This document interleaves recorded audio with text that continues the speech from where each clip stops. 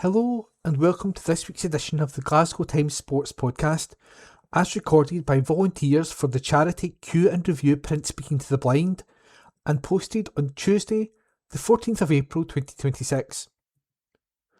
Unfortunately, due to Bill, one of our volunteers, being on holiday, the podcast is shorter than usual. It's about 40 minutes long instead of the usual 1 hour 30 minutes. We'll resume normal service as soon as we can. If you want to get in touch with us, try emailing studio@qandreview.com.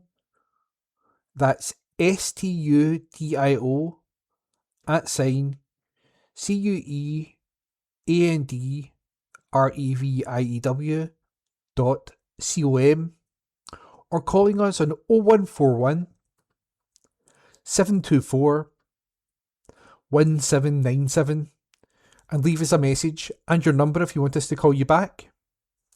We hope you enjoy the podcast. From the Glasgow Times on Tuesday, the 7th of April 2026, from the sports section. Celtic-linked Kyle Knutson makes future claim, and this article was written by Martin McMillan. Celtic-linked manager Kyle Knutson has suggested he plans to stay at Boda Glimt for the time being. The Norwegian has brought much success to the club and led them to the last 16 of the Champions League this season. They were knocked out by Sporting despite winning the first leg 3-0. Under his management, the team have won the Eliteserien 4 times and have them punching above their weight in Europe. This has meant Knutson has regularly been linked with new jobs when vacancies arise, with Celtic being one club he has often been connected with. Despite the various options likely open to him, the 57-year-old has insisted that he will be continuing at Boda Glimt. He has regularly dismissed talks of taking up new roles in the past and has done the same again. Knutson told Norwegian channel TV2, "When a team does well, there will always be interest around it. You have to learn to handle and live with that. At the same time, it emphasises how good we are at Glimt. It is inspiring to see that we can be competitive when we are at our best against a team that maintains a very high level." Knutson said, "For me, it will be very easy. I am committed to Boda Glimt and then I am 100% in Glimt. All other interests are completely uninteresting to me. We are in the middle of a season and everything other than Glimt that I spend time on takes away concentration and focus. There are also an incredible number of exciting and interesting jobs outside Boda. Just not to glorify Glimt too much, there are interesting opportunities elsewhere too. But right now, my focus is very much on Glimt and nothing else." And this article was written by Martin McMillan. From the Glasgow Times on Tuesday, the 7th of April 2026, from the lifestyle section. Glasgow schoolboy wins karate medal at World Championships, and this article was written by Ava White. A schoolboy who spent time on life support as a baby and suffered collapsed lungs during childhood has been praised for his extraordinary journey after winning a medal at the World Karate Championships.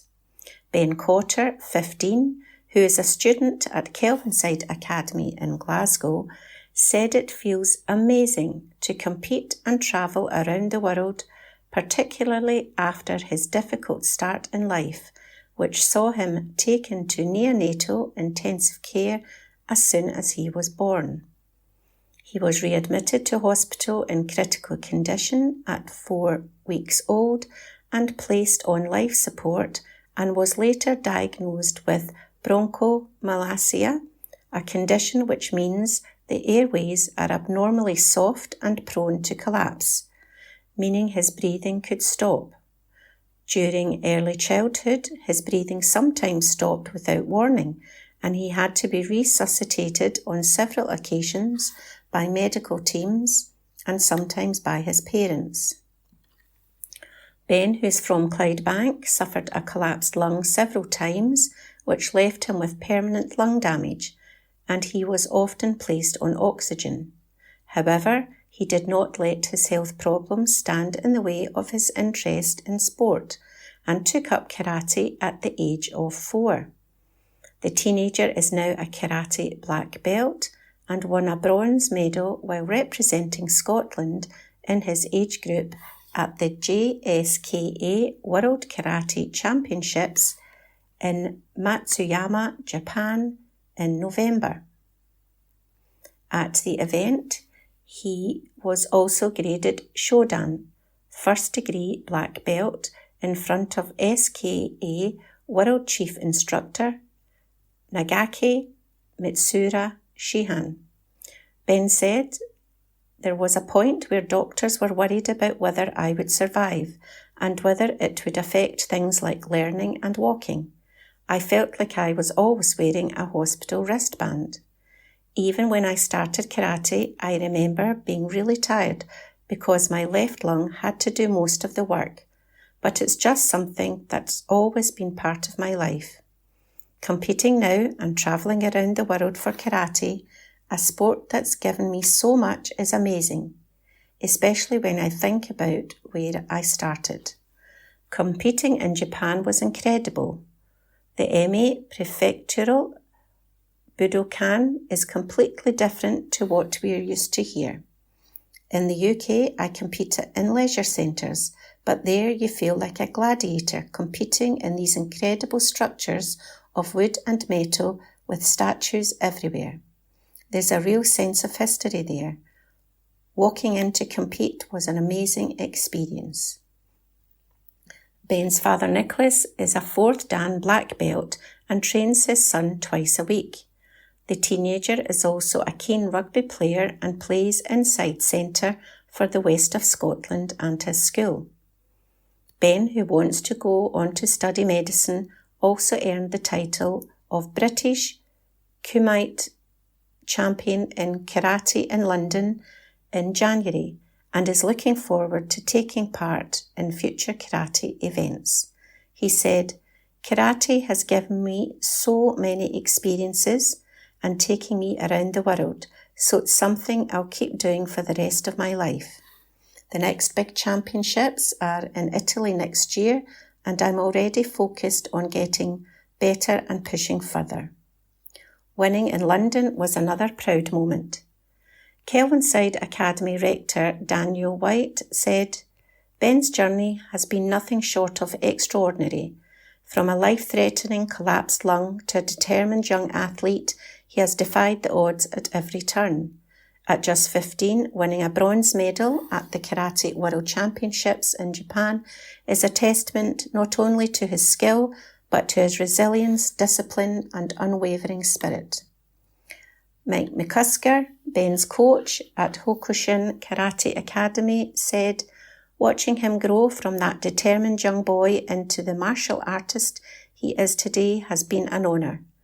He first came to train with me as a small boy who was often frail and unwell. But despite those early challenges, he never asked for special treatment and was expected to train and push himself just like every other student. Earning a black belt is a milestone few reach, but to do so in Japan, the birthplace of Shotokan Karate, makes the achievement even more remarkable. Ben's success is a testament to his perseverance, courage and spirit." And that article was written by Eva White. From the Glasgow Times on Tuesday, the 7th of April 2026, from the sports section. Stephen Gerrard's honest assessment on Rangers' Danny Röhl. And this article was written by Martin McMillan. Former Rangers boss Stephen Gerrard praised the immaculate and phenomenal job Danny Röhl is doing. Gerrard, a title-winning manager at Ibrox, was close to returning to Rangers after Russell Martin was sacked early this season. However, he opted out, providing the space for former Sheffield Wednesday manager Roll to step in. Currently, this decision appears beneficial for Rangers as the German coach has narrowed down a 13-point gap in the title race against Hearts to just 1 point. Gerrard shared his thoughts on Roll's performance in a TalkSport conversation with Ali McCoist. He said, "I dare say he's been phenomenal. What was it, 13 points off the top? What a job. He's come in, he's said all the right things, he's tweaked things on the pitch, he's signed good players in January. I think he's been immaculate." Gerrard further elaborated on the satisfaction of watching other teams play under pressure after securing a win on Saturday. He said, "But how good is it, Ali, when you win on a Saturday, you're ready and all that on a Sunday, and you watch the others play and the pressure is on the others. It's brilliant, isn't it?" Despite stepping away from the chance to manage his former club, Gerrard has expressed his readiness to return to management. He made this clear on the TalkSport show, saying, "My family are back home in Liverpool. The kids are all settled at school. I'm more ready than I have been. I'm all ears."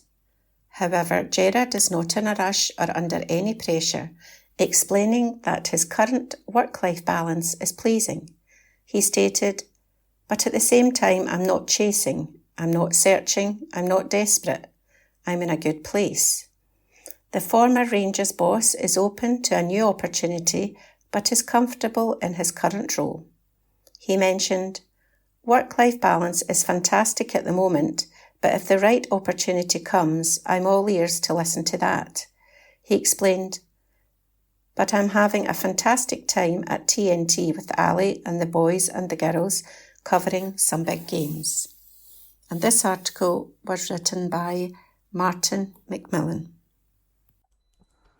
From the Glasgow Times, Thursday the 9th of April 2026, from the sports section.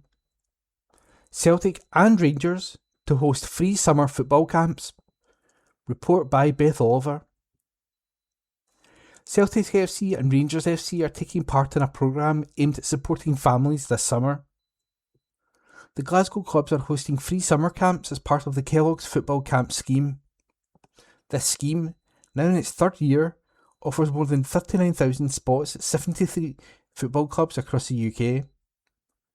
The programme is designed to help families who might struggle with childcare and the cost of summer activities. Dean O'Brien, UK General Manager, Kellogg's, said, "We are proud to bring Kellogg's football camps back for a third year, helping parents during the school holidays and giving children the chance to stay active. Our goal is to make camps more accessible, especially for families who might otherwise miss out. Working closely with club charities across the country helps us ensure the camps are open to everyone, inclusive and able to deliver real impact. The camps have been run in partnership with the English Football League, EFL, Manchester City, Celtic FC and Rangers FC. They offer a supportive environment for boys and girls aged 5 to 15 to get active, learn new skills and make friends. Parents simply need to purchase a participating box of Kellogg's cereal and scan the QR code on the packaging to sign up at www.kelloggsfc.com. That's www.kelloggsfc.com. The return of the programme comes amid growing pressures on families during the summer months. According to research by Kellogg's, half of parents say they feel stressed about balancing work and childcare during the holidays, while 41% worry about keeping their children entertained.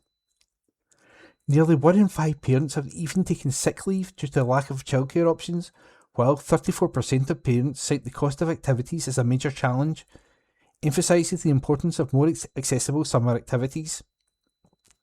Research also showed that nearly all parents, 94%, agree keeping their children active during the break is important, but nearly half, 47%, say their children become less active during the holidays. More than 2/3, 68%, also reported increased screen time during the summer weeks. Last year, the camps delivered more than 16,000 hours of coaching, equivalent to more than 650 full days. Each session is led by FA qualified coaches and designed to be inclusive and supportive.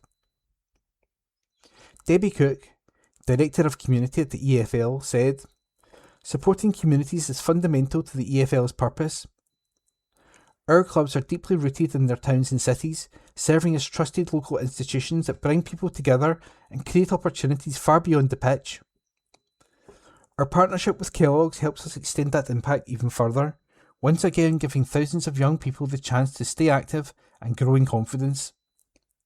These camps don't just keep children entertained, they bring communities together, offer vital support to families during the busy summer holidays, and showcase the important role clubs play." Camps began on Saturday, June 27 and will run throughout the summer at locations across the UK, including Glasgow. More information and a list of full camp locations are available at www.kelloggsfc.com. That's www.kelloggsfc.com. That was a piece written by Beth Oliver. From the Glasgow Times, Thursday the 9th of April 2026, from the sports section. Celtic Collective announce scaling back of protests, by Martin McMillan. A prominent Celtic support group has urged fans to delay renewing their season tickets. The Celtic Fans Collective, CFC, made the request under the Delay Till the Final Day campaign ahead of the Green Brigade's return to Celtic Park after a 5-month shutout. They stated in a detailed announcement that although the protest actions will be scaled back, they remain unhappy with this season's performance both on and off the park. The CFC has insisted that problems such as poor transfer windows, disastrous managerial and department appointments, and mistreatment and dismissal of supporters are the reasons for change within the club. They believe that certain board members should be removed from their positions and called for fans to delay renewing their season tickets as a form of protest. The statement read, "This week's announcement of the imminent return of the Green Brigade to Celtic Park promises to lift the stadium on Saturday against St Mirren, and, with 6 league games left, all we need to come together and get fully behind the team to help drive them over the line in the title race. Given the position the team is in, and the importance of retaining our championship, matchday protests and actions have been scaled back. We acknowledge that the shared focus of supporters for now must be on backing the players in these final weeks. However, that does not mean the wider issues at the club have gone away. The failures of recent transfer windows, disastrous managerial and football department appointments, and the mistreatment and dismissal of supporters over the course of the season means that change is still needed within our club." The group also stated their belief that club figures Michael Nicholson and Chris Mackay should be relieved of their roles. They stated they should be replaced with suitable professionals willing to stand up to the presumed authority of Dermot Desmond and his family. Concerning season ticket renewals set to begin soon, the CFC encouraged supporters to postpone renewals until the last possible day, describing it as a straightforward method to communicate the anger of fans with the club's current state. They added, "It remains our firm belief that Michael Nicholson and Chris Mackay should be removed from their positions and replaced with suitable professionals willing to stand up to the presumed authority of Dermot Desmond and his family. With season book renewals to be released in the coming weeks, we are asking supporters to withhold the renewals until the final day possible.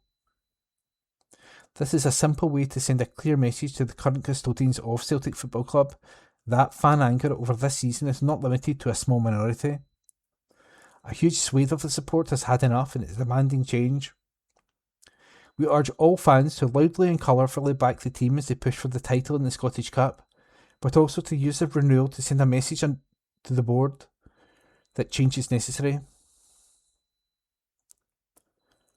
That article was written by Martin McMillan. From the Glasgow Times, Thursday the 9th of April 2026, Sport. Simon Jordan's bloody lucky Celtic U-turn on TalkSport. Article written by Ryan McGinley. Outspoken radio pundit Simon Jordan has performed a dramatic U-turn on his post-split fixture comments regarding Martin O'Neill and Celtic. The TalkSport regular on Wednesday called the reigning champions bloody lucky due to their fixtures in the closing stages of the Premiership season. Now the former Crystal Palace chairman has gone back in his comments, just one day removed from making the remarks. We were discussing this quirk of fate that Celtic have got home games against Rangers and Hearts, he said on Thursday's show. That's a matter of fact, because they played them away twice, so I understand it better than my original observations. The interesting thing for him, O'Neill, is that he could either anoint himself, he could anoint Rangers, or he could anoint Hearts in the last game of the season, so it really is a double-edged sword for them. They have the two rivals at home, which is a massive advantage, and obviously, they have played them twice away in the regular campaign before the split, so it's just equalising that up. Jordan continued, but the fact is, at a key time, they have these two games, but at this time, which can actually decide the future of the Scottish Premier League, and either of them could be decided at Celtic Park by either Celtic winning the league, beating Hearts and Rangers winning the league, or Hearts beating them and Hearts winning the league. He, O'Neill, is in the invidious position of having all three options. Even if they are out of contention, which is what he was talking about, potentially they could be. They could still be the gatekeeper for one of the others. Which is a lesser evil? Allowing Rangers not to win by letting Hearts win? You know what I mean. They aren't going to let anybody win. That article was written by Ryan McGinley and read by Ian McKenna.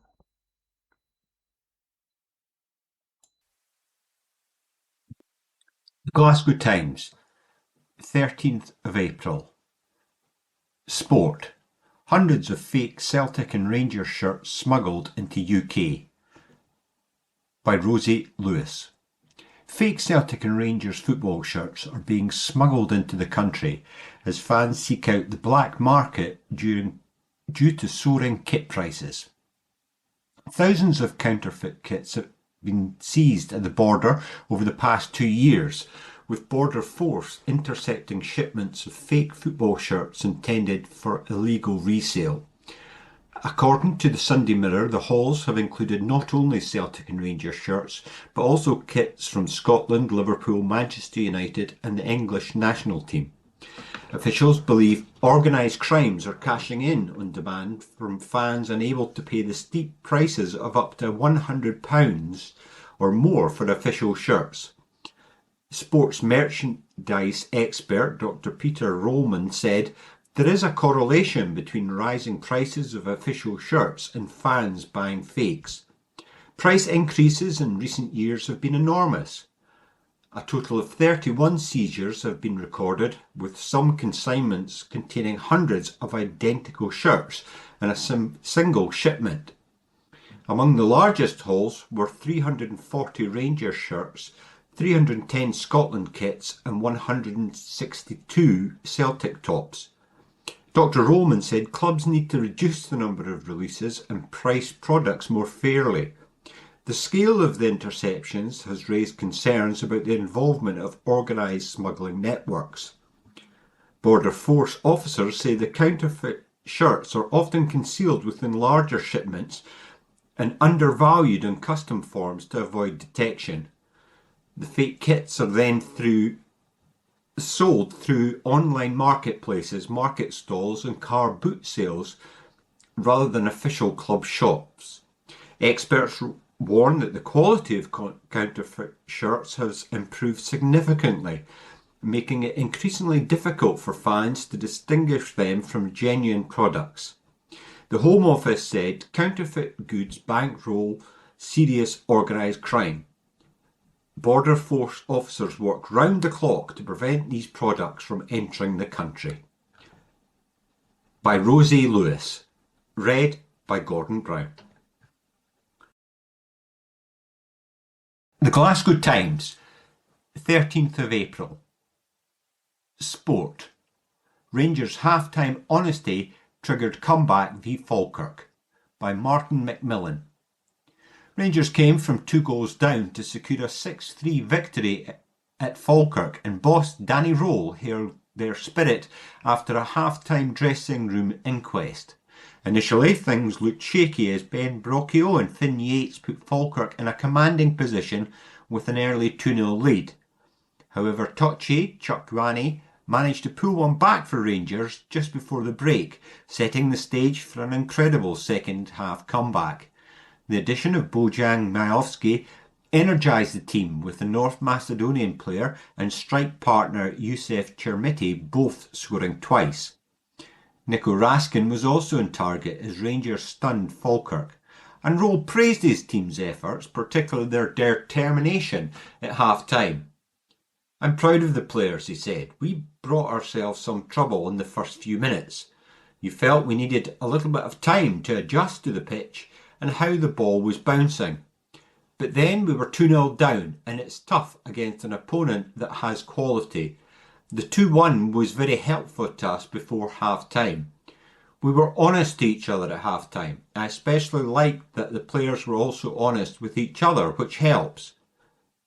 Rowell believes their half-time discussions made a significant difference and highlighted how far his squad had improved since his first match in charge, a 3-0 defeat by Brann in October.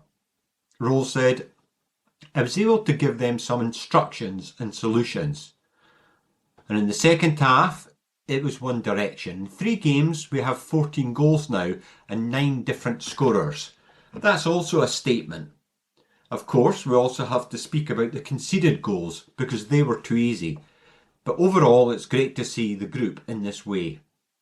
Rowell stated he didn't need to express anger at half-time as the players were already emotional and spoke to each other, showing their growth as a team.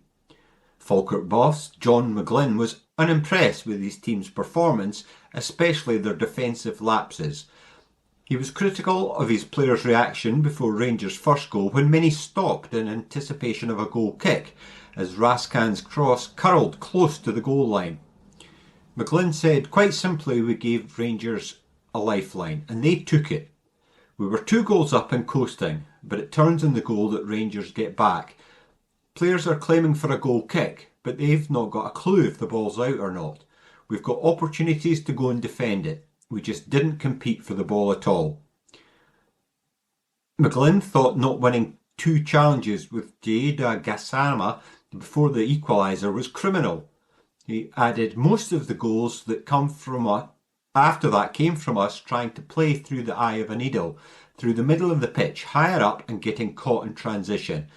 We conceded cheap goals. Fair play to Rangers. They stepped up in the second half and we were found wanting." By Martin McMillan. Read by Gordon Brown. Glasgow Times, 13th of April. Sport. The big thing that Celtic achieved versus St Mirren by Ryan McGinley. Chris Boyd reckons Celtic managed a big thing at the weekend regarding their clean sheet against St Mirren. A first half goal from Alex Oxlade-Chamberlain was enough to seal all 3 points for the Scottish Premiership champions, who have now won back-to-back games in the league.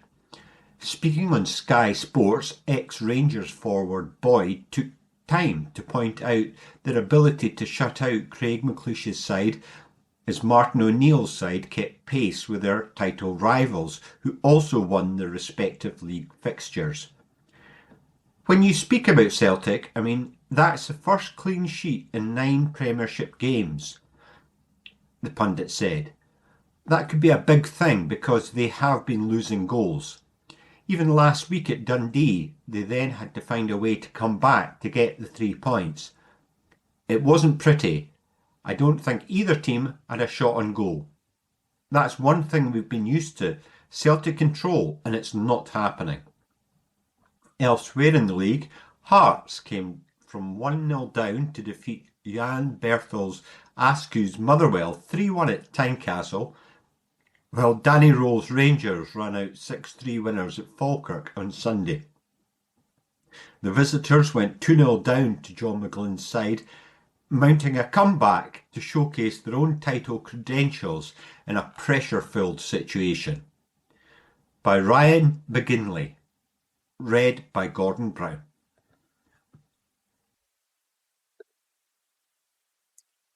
The Glasgow Times, 13th of April. Sport. Duncan Scott. There's fewer nerves than usual ahead at British Champs. Exclusive by Susan Egglestaff. Such a veteran as Duncan Scott at the Aquatics GB Swimming Championships now, he's almost immune to the pressure that comes with competing at the National Championships. Indeed, the 2026 British Championships feel, for Scott anyway, just about as relaxing as they come. This year's meet, which begins in London tomorrow, is untypical in that it does not double as the trials for this summer's major championships, which is so often the case with swimming's national championships.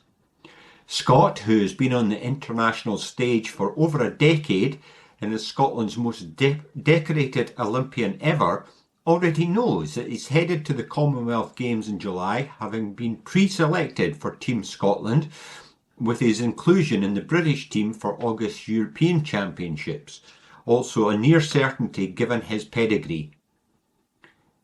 And so Scott goes into next week's GB Championships in the enjoyable, unusual position of being able to forget about results and focus purely on his performances.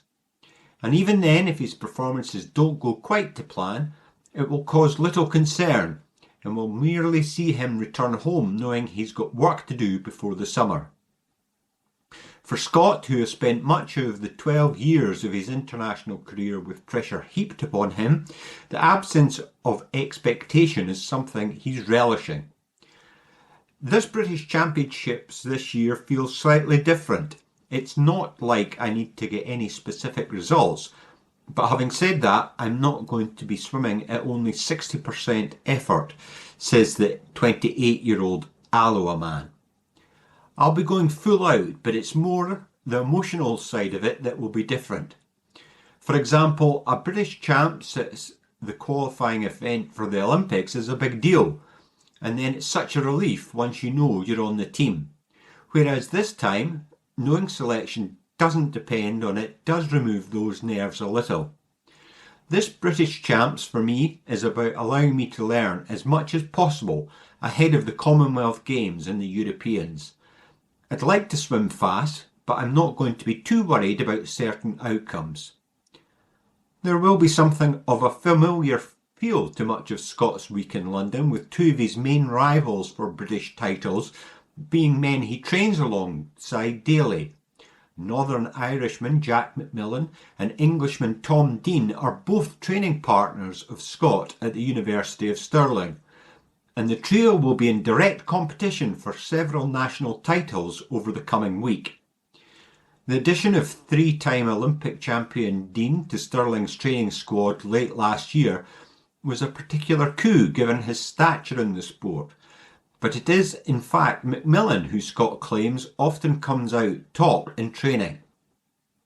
Scott has proven that he needs no external drivers in order to become one of the best in the world, but it never does any harm to have training partners of the calibre of Dean and McMillan. And Scott admits that the duo, along with a number of fledgling talents who are also based in Stirling, do help give him that motivation when it comes to pushing his body to the limit. Training with Tom is great, but the two of us get beaten by Jack a lot of the time, laughs Scott. Tom, on his day, is one of the best swimmers in the world.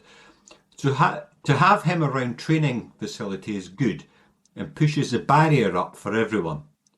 In training, we've all got different strengths. I probably get slightly more fatigue than Tom and Jack, whether that be because of my age or whatever, so I try and hang on to them.